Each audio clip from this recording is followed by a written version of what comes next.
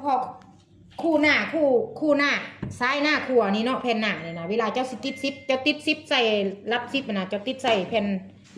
ผ่นเบื้องซ้ายก่อน นะก้อนเวลาสิติดหนะให้เจ้าแทกอันนี้ให้มันละเอียดก่อนเด้เห็นบ่จับแบบนี้เด้แทกให้มันละเอียดก่อนเจ้าสิติดนะเด้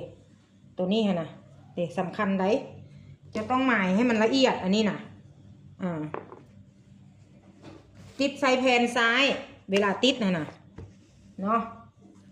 แล้วลูกกระแทกตัวนี้มาดิลูกแทกตัวนี้แม่ให้เท่าไร10นะแม่ให้6 นิ้ว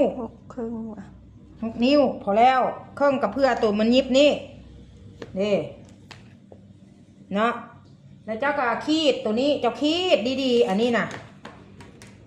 เฮ้ยเนาะอันรีดเนี่ยกับโบทึกอีกแล้วนะจากสีเห็ดมาตัวนี้ก็เรียกว่าเม่นตัวนั่นมันโบทึกนี่เห็นแบบขีดอันนี้นะเนาะขีดแล้วเจ้าก็เอาตัวนี้มาแปะก้อนนี่วิธีแปะขึ้นมาให้มันงามๆขึ้นปึ๊บ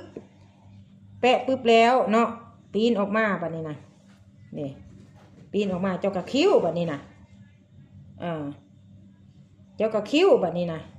ก็ซ้ำนี่แหละเวลาเจ้าสิปิดติดอันนี้อธิบายครั้งนี้เลยให้มันเป็นคลิปเดียวได้ปะ